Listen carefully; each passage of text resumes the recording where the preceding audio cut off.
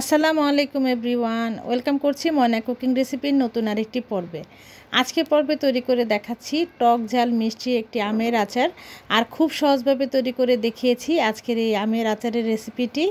চলুন দেখে নেওয়া যাক আজকে আমার এই আমের আচার রেসিপিটি তৈরি করতে কি কি লাগছে। এখানে আমি কাঁচা পাকা আম নিয়েছি, এখানে 1.5 কেজির মতন আম হবে। এই সময় যে আম পাওয়া যায় কাঁচা আম, আসলে আমি ভাবতেই পারিনি।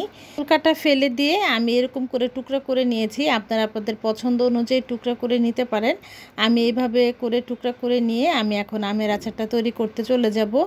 এখানে আমি একটা হাঁড়িতে তেল দিয়ে দিব প্রায় 1.5 কাপের মতন। এখন 1 কাপের থেকে একটু বেশি আমি তেল দিয়েছি, সরিষার তেল। এখন এখানে সরিষার তেলটা দেওয়ার পরে এখন আমি হলুদ যে সরিষা বাটা ওইটা দিয়ে দিব 2 টেবিল চামচের মতন। আর 1.5 টেবিল চামচের মতন আমি আদা রসুনের পেস্ট দিচ্ছি। আপনারা না চাইলে এটা স্কিপ করতে পারেন। অনেকে আছে আচারের মধ্যে আদা রসুন দেয় না। আর এখানে রসুন কুচি দিয়ে দিয়েছি আমি 1 কাপের মতন। সব কিছু ভালো করে একটু মিশিয়ে নিয়েছি। আমি চুলার আঁচটা মিডিয়াম টু লোতে রেখেছি। আর এখন আমি 1/3 কাপ আমি চিনি দিয়ে দিব 2 বার। একবার দিয়েছি আর একবার দিয়ে দিয়েছি। যেহেতু একটু মিষ্টি আমগুলো তাই এখানে চিনির পরিমাণটা একটু কম লাগবে। আপনারা চাইলে মিষ্টির পরিমাণটা আপনারা কম বেশি করে নিতে পারেন। আমি টক ঝাল মিষ্টি একটা আমের আচার বানাবো। এখন আমের আচারের জন্য আমি এখন চিনি সব কিছুর সাথে ভালো করে একটু মিক্সড করে দিচ্ছি। চিনিটা এখন গলতে চায় না, একটু পরে আস্তে আস্তে গলবে। এখন এই পর্যায়ে আমি লবণ দিয়ে দিচ্ছি পরিমাণ মতন।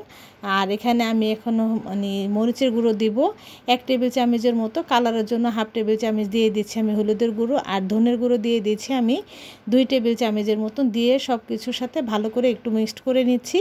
আপনারা মরিচটা কম বেশি করে নিতে পারেন। ঝালের পরিমাণটা আপনারা আপনাদের পছন্দ অনুযায়ী দিয়ে নেবেন। এখানে আমি ভিনেগার দিয়ে দিচ্ছি প্রায় 4 টেবিল চামচের মতন। আরেকটা জিনিস আপনাদের সাথে শেয়ার করছি, যখনই চিনির মধ্যে ভিনেগারটা দিবেন চিনিটা গলতে শুরু করে দিবে। এখনই কিন্তু খুব দ্রুত চিনিটা গলে যাবে। আর যদি ভিনেগারটা এখন না দেন চিনিটা কিন্তু গলতে একটু সময় নেয়। যার কারণে আমি সাজেস্ট করব যে চিনিটার মধ্যে ভিনেগারটা আগে দিয়ে ভালো করে মিক্সড করে একটু জাল দিয়ে নেবেন।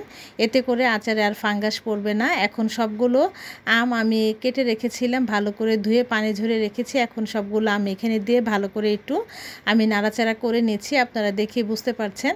আর আমি একটু লবণটা দেখে নিচ্ছি যে আমার লবণ লাগবে কি না। লবণটা আপনাদের পছন্দ অনুযায়ী দিয়ে নেবেন। আর এখানে আমি শুকনো মরিচ দিয়ে দিচ্ছি 5-6টার মতন। শুকনো মরিচটা আপনারা চাইলে মাঝখান দিয়ে ফালি করে দিতে পারেন, কিন্তু আমি আস্তে আস্তে শুকনো মরিচটা দিয়ে এখন একটা ঢাকনা দিয়ে আমি ভালো করে ঢেকে দিব। ঢেকে 10 মিনিটের পরে আমি ঢাকনাটা আবার খুলে আরেকটু নাড়াচাড়া করে দিচ্ছি। ঢাকনাটা এখন আমি উঠিয়ে নিয়েছি। উঠিয়ে এখানে আমি 2 টেবিল চামচের মতন শুকনো মরিচ আর টালা যে ধনিয়াটা আছে ভালো করে মিক্সড করে আমি ওটা 2 টেবিল চামচ দিয়ে দিয়েছি। আর এখানে 5 ফোড়নের যে গুঁড়াটা আমি গুঁড়া করে নিয়েছিলাম ওইখান থেকে এখন 1 টেবিল চামচ দিয়ে দিয়েছি। আরও 1 টেবিল চামচ আমি যখন নামাবো সেই ক্ষেত্রে আমি ওইখানে ব্যবহার করব। আপনারা চাইলে এখনই দিয়ে দিতে পারেন। এদিকে কিন্তু আমার চিনিটা গলে উপরে তেলটা চলে আসছে। আপনারা হয়তো বা দেখে বুঝতে পারছেন তেলের পরিমাণটা কিন্তু উপরের দিকে আসছে আর তেলটাও চলে আসছে। এই পর্যায়ে আমি আবার একটু ঢাকনাটা দিয়ে ঢেকে দিব যাতে করে আমার তেলটা সম্পূর্ণ উপরের দিকে চলে আসে। অলরেডি কিন্তু আমার আচারটা সিদ্ধ হয়ে গিয়েছে আর আচারটা কমপ্লিট হয়ে গিয়েছে। এখানে আমি 2 টেবিল চামচের মতন চিলি ফ্লেক্স দিয়ে দিব। আপনারা আপনাদের পছন্দ অনুযায়ী দিয়ে নেবেন, না চাইলে আপনারা স্কিপ করতে পারেন। আমি একটু ঝালটা একটু বেশি করব যার কারণে আমি চিলি ফ্লেক্সটা দিয়েছি। আর যদি ছোট বাবুরা থাকে খায় তাই সেই ক্ষেত্রে চিলি ফ্লেক্সটা না দিলেও হবে। আমার কিন্তু আচারটা হয়ে গিয়েছে, তেলগুলো উপরে চলে এসেছে। আমি এখন নামিয়ে আপনাদের পরিবেশন করে দেখাচ্ছি আমার টক ঝাল মিষ্টি আমের আচারটা কেমন হয়েছে।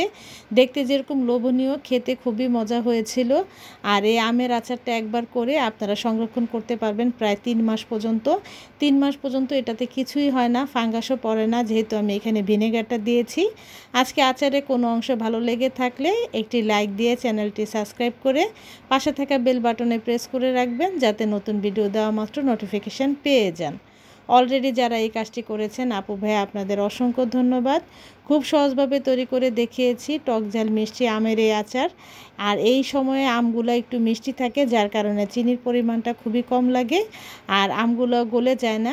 আজকে আচারের রেসিপিটি কেমন হয়েছে তো অবশ্যই কমেন্ট করে জানাবেন। নতুন আরেকটি ভিডিও দেখার আমন্ত্রণ জানিয়ে আজকের মতো বিদায় নিব। সবাই ভালো থাকবেন, সুস্থ থাকবেন। আল্লাহ হাফেজ। আসসালামু আলাইকুম।